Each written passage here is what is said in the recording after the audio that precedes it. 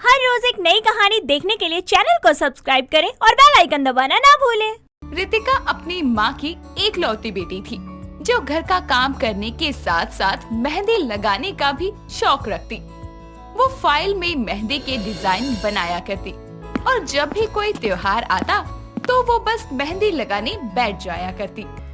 एक दिन रितिका बाहर से खाने का सामान लेकर आ रही होती है, तभी उसकी पड़ोसन रमा कहती है, अरे रितिका इधर आ, ये मेहंदी किसने लगाई तेरे हाथों में?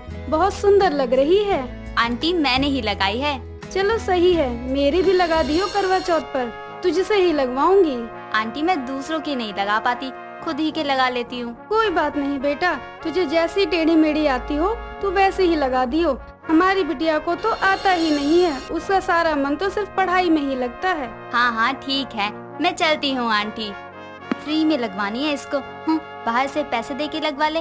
अपनी बेटी को तो पता नहीं, पढ़ाकू ही समझती है, बाकी तो सब बेवकूफ है जैसे। रितिका घर आकर सामान रखकर वापस अपने हाथों और पैरों में काली मेहंदी से टैटू बनाती है। रितिका एक हाथ में ही मेहंदी लगा पाती थी। ऐसे ही एक दिन वो अकेले बैठे पैरों में मेहंदी लगाते हुए कहती है, मेरा बेचारा एक हाथ हमेशा खाली रह जाता है। अपनी शादी के बाद तो मैं बाहर जाकर दोनों हाथों में मेहंदी लगवाया करूंगी। किससे बातें कर रही है अकेले में? कोई भूत सवार तो नहीं हो गया? और ये मेहंदी किस खुशी में लगा रखी है तूने? तेरे बाप की बारात निकल रही है, जा धोकर आ। क्या मम्मी, मेहंदी भी नहीं लगा सकती क्या पैर में? शादी के बाद अपने ससुराल जाकर लगा लियो। ऐसे ही कुछ समय बाद रितिका को देखने साहिल नाम का लड़का आता है, जिसके बाद दोनों एक दूसरे को पसंद कर लेते हैं और दोनों की शादी तय हो जाती है।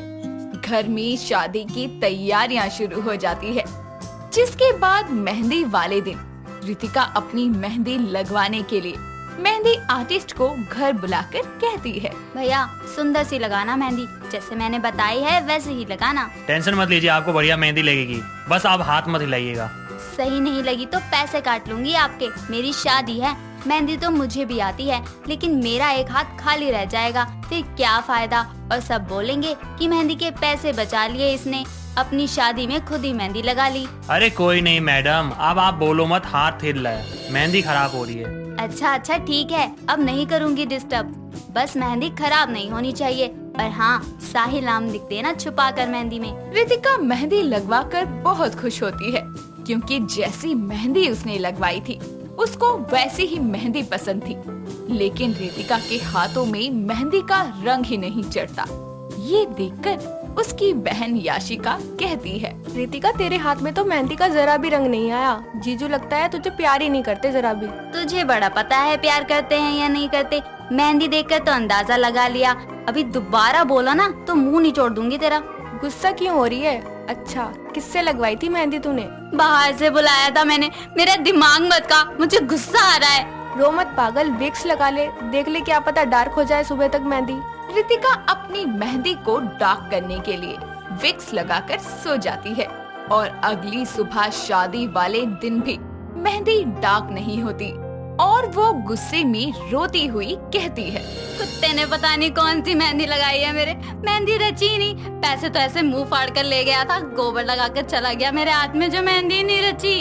रितिका रोती हुई सैलून चली जाती है और शादी के जोड़े में चमचमाती सुंदर गुड़िया की तरह तैयार हुई अपनी शादी में पहुंचती है, जहां सब लोगों की नजर रितिका के ऊपर से हटती ही नहीं और वो अपनी शादी की मेहंदी को भुलाकर खुशी खुशी साहिल से शादी करती है।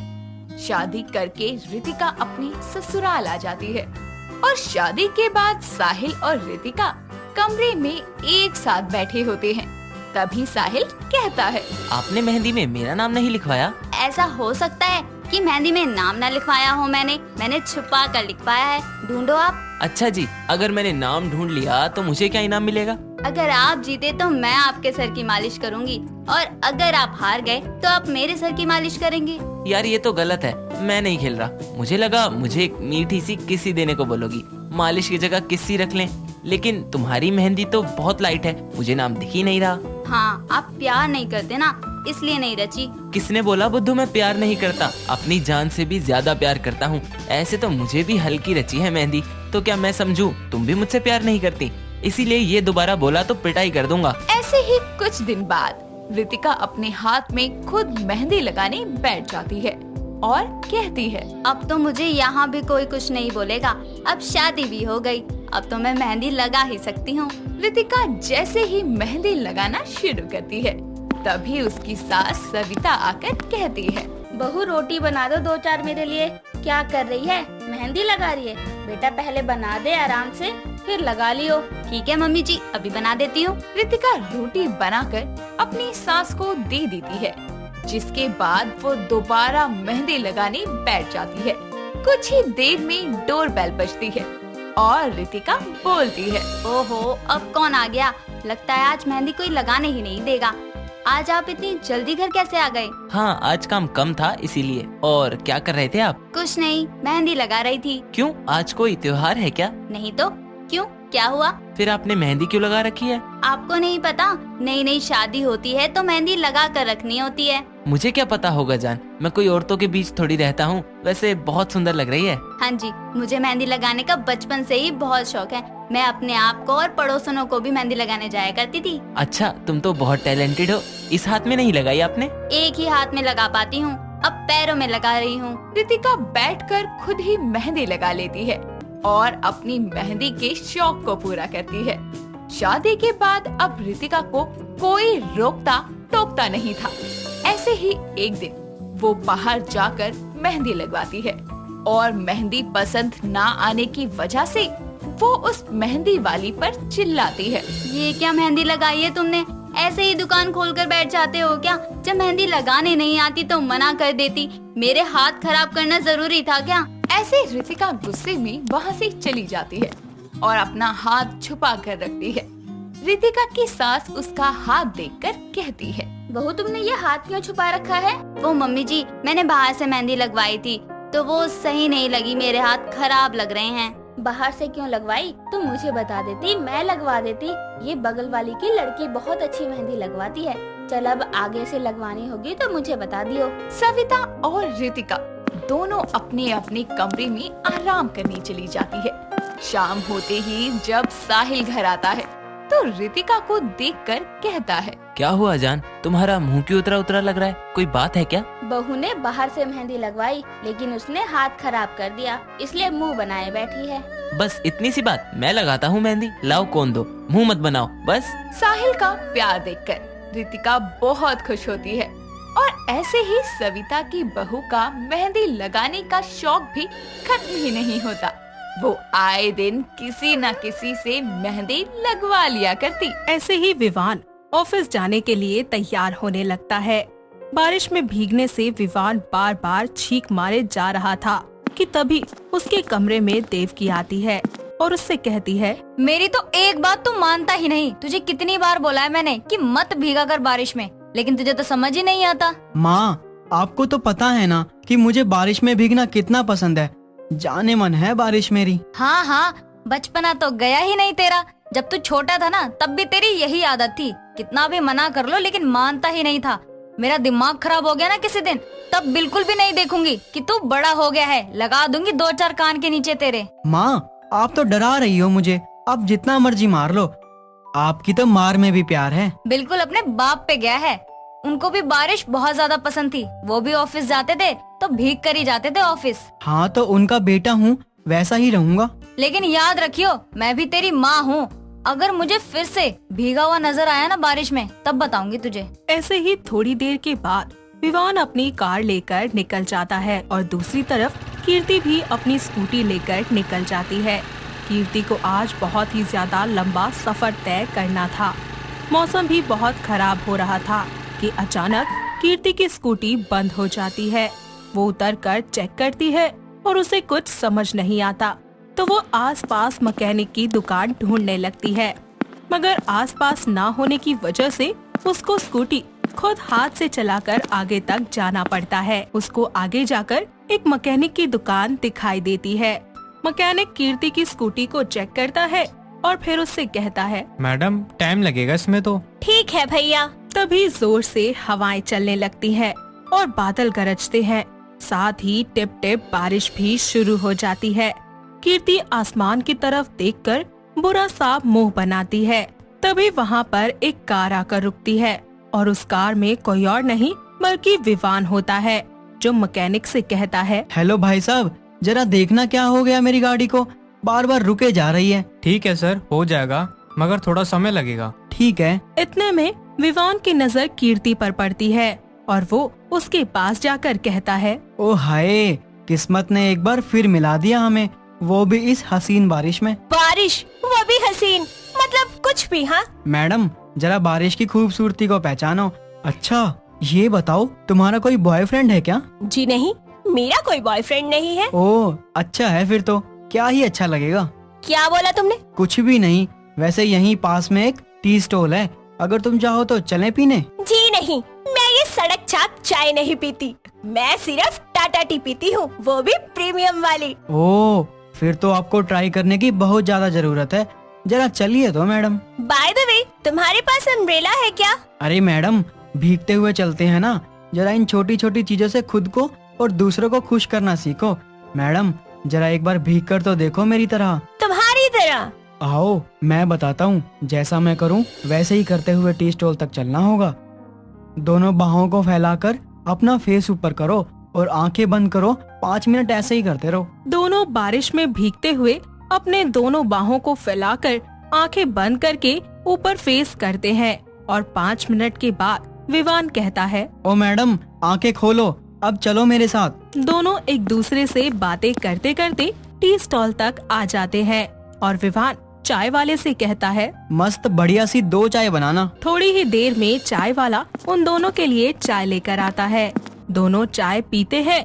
तभी चाय पीते ही कीर्ति विवान से बोलती है, वाओ, इस सड़क छाप चाय में तो गजब का टेस्ट है। कहा था ना कि छोटी छोटी चीजों में बहुत बड़ी खुशी छुपी होती है।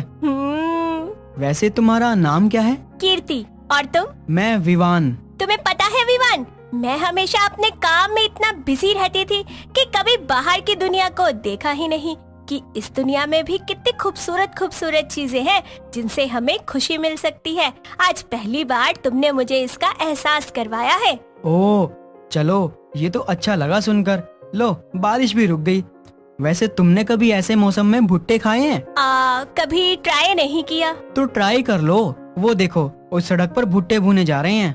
यार बोला ना, मैं ऐसी सड़क छाप चीजें नहीं खाती। अरे यार, ट्राई तो करो ना, अच्छा लगे तो कहना। विवान के कहने पर कीर्ति भुट्टा खाने के लिए तैयार हो जाती है। दोनों मिलकर भुट्टे खाने लगते हैं और साथ ही बातें भी करते हैं।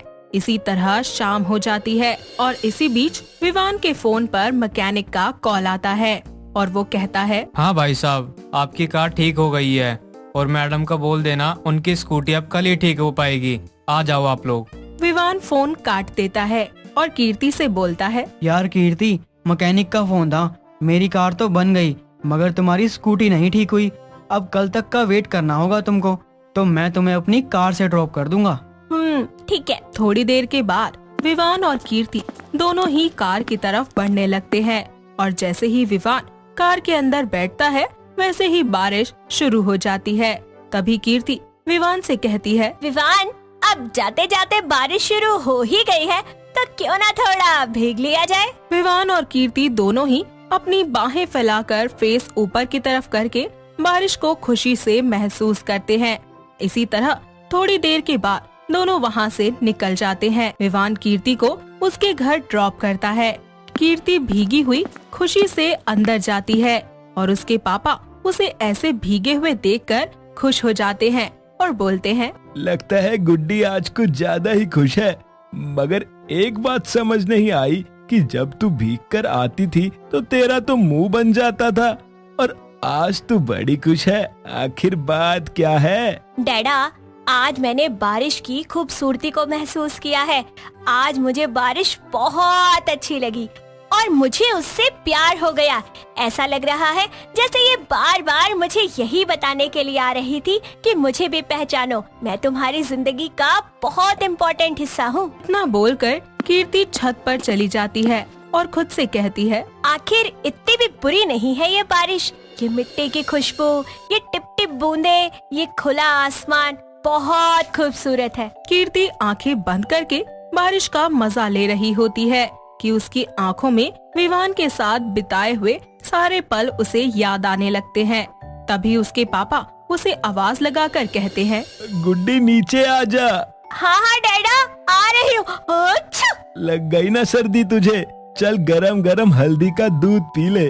आ गई, बस चेंज कर लूँ। कीर्ति कपड़े बदलकर गरम गरम हल्दी वाला दूध पीने लगती है और अपने पापा से कहती है, पता है डैडा, आज मैंने सड़क छाप चाय पी और फिर भुट्टे भी खाए और बारिश को बहुत अच्छे से महसूस किया और बहुत बहुत बहुत सारा एंजॉय किया। सच में आज मुझे बहुत अच्छा लग रहा है।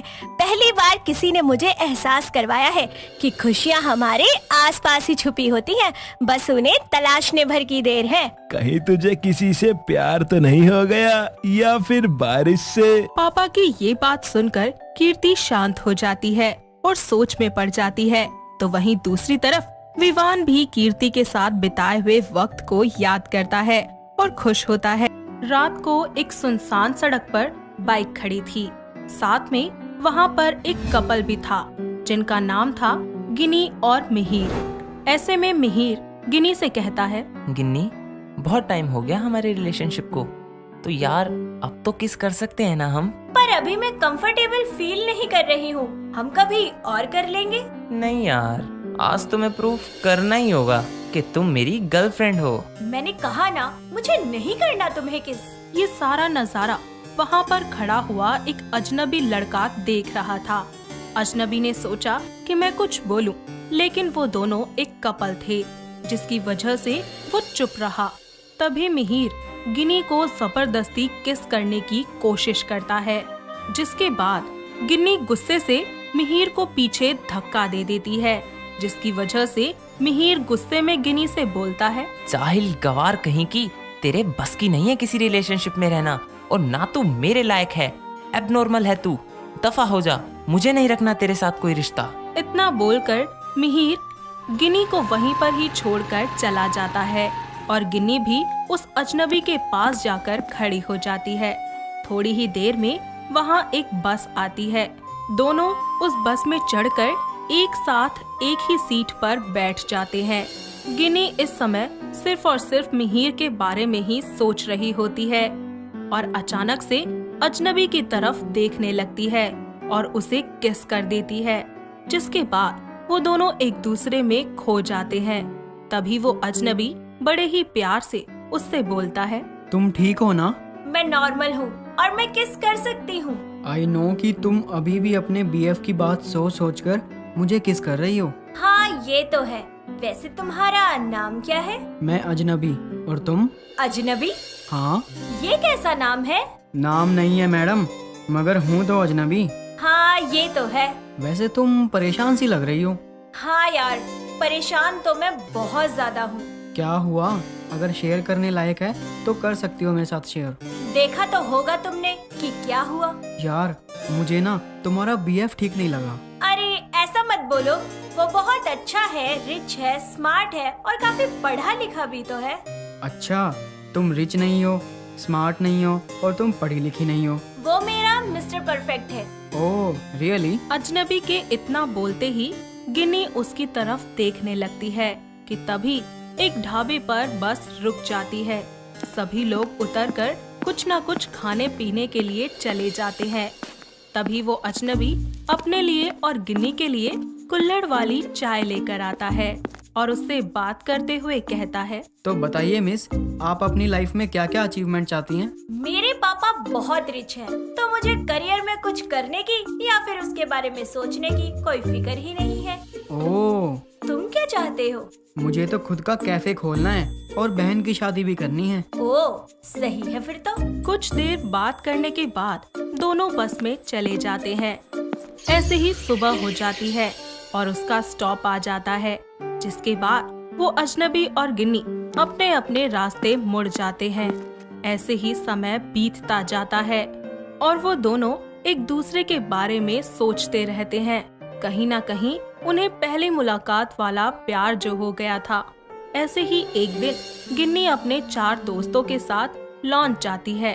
सभी लोग एक साथ सोफे पर बैठकर बातें कर रहे होते हैं कि उनमें से उसकी एक दोस्त बोलती है, यार एक बात बताओ, अगर तुम सब में से किसी को भी अपनी एक विश पूरी करने का मौका मिल जाए तो बताओ तुम लोग कौन सी विश पूरी करना चाहोगे?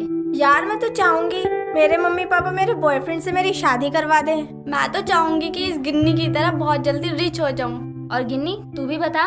मेरी विश है कि वो अजनबी मुझे दोबारा मिल जाए। इतना बोलकर गिन्नी उस अजनबी के साथ बस में और ढाबे पर बिताए हुए पलों को याद करने लगती है कि तभी वहाँ पर एक वेटर आ जाता है उनका ऑर्डर लेने के लिए और गिन्नी से पूछता है।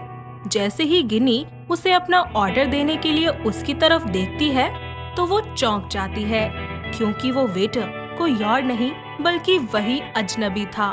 गिन्नी उसे देखकर बहुत ही ज्यादा खुश हो जाती है और बड़े ही उत्साह के साथ उससे कहती है, तुम यहाँ? हाँ मैं। तुम्हें पता है तुम्हें यहाँ देखकर मैं कितनी खुश हूँ। खुश तो मैं भी हूँ। तुम तो कैफे खोलना चाहते थे ना, तो यहाँ क्या कर रहे हो?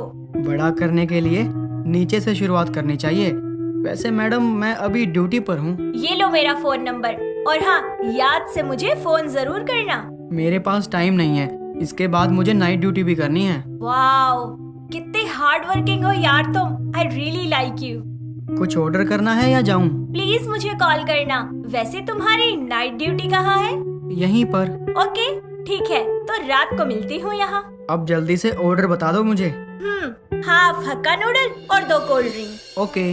इसी तरह गिन्नी अपने दोस्तों के साथ खा पीकर वहाँ से चली जाती है और वक्त के साथ रात हो जाती है, जिसके बाद गिन्नी एक बार फिर से उस अजनबी से मिलने के लिए उसी लॉन्च में जाती है। वो अजनबी भी गिन्नी का ही इंतजार कर रहा होता है। दोनों एक दूसरे को देखकर बेहद खुश होते हैं कि तभी गिन्नी बोलती है, तुम्हें पता है अजनबी, मेरी सगाई होने वाली है और मैं ना चाहते हुए भी तुम्हारी तरफ खिंची चली आ रही हूँ क्योंकि तुम में कोई तो ऐसी बात है जो मेरे बॉयफ्रेंड में तो बिल्कुल नहीं है। तुम मुझसे प्यार करती हो? पता नहीं। मैं बताऊं, तुम मुझसे प्यार करती हो और वो तुमसे करता है। पहली बार जब तुम दोनों का ड्रामा देखा था ना, तभी समझ गया था मैं। इतना जान गए हो पहली बार में ही? लेकिन परसों मेरी सगाई है तो इन सब का कोई फायदा नहीं है। अभी भी मौका है, तुम एक बार परख सकती हो उसको और अपने रिश्ते को भी। वो कैसे? वो अजनबी उसे बताता है कि आखिर किस तरीके से वो मिहिर को और खुद के रिश्ते को परख सकती है और ये सब बोलने के बाद वो उससे कहता है, और वैसे भी मैं परसों ये शहर छोड़कर जा रहा हूँ। इसका मतलब हम अब कभी नहीं मिलेंगे? नहीं, कभी नहीं। क्या तुम मेरे साथ कुछ देर अच्छा वक्त बिता सकते हो? गिन्नी उसके हाथ को पकड़कर उसके साथ रोमांटिक सा कपल डांस करती है। ऐसे ही समय बीत जाता है और गिन्नी की सगाई का दिन आ जाता है।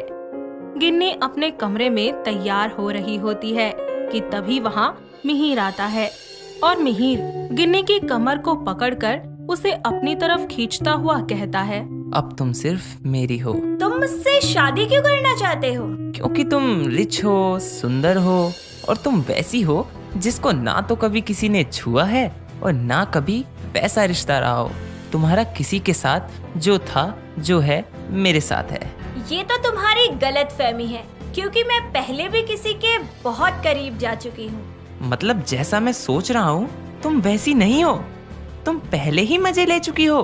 तुम्हें पता है ना कि ये सब जानने के बाद मैं सगाई अभी ही तोड़ सकता हूँ। तो तोड़ दो, और अगर तुम नहीं तोड़ोगे तो मैं तोड़ देती हूँ। गिन्नी की बात सुनकर मिहिर वहाँ से चला जाता है और गिन्नी एक कागज पर अपने दिल की बात लिखकर अपने कमरे की खिड़की से कूदकर भाग जाती है। सबसे पहले वो उस अजनबी को कॉल करती है तो उसे पता चलता है कि वो अजनबी रेलवे स्टेशन पर है। वो जल्दी से टैक्सी लेकर रेलवे स्टेशन पहुंच जाती है और जाकर उस अजनबी के सीधे गले लग जाती है। साथ ही उसे अपने प्यार का इजहार भी करती है और फिर उससे बोलती है, अब तो बता दो नाम क्या है तुम्हारा? अर्जुन, और आई लव यू टू गिन्नी। दोस्तों, अगर आपको ये कहानी पसंद आई तो इसे लाइक करें, शेयर करें और कमेंट करके बताएं कि कहानी में आपको सबसे अच्छा क्या लगा।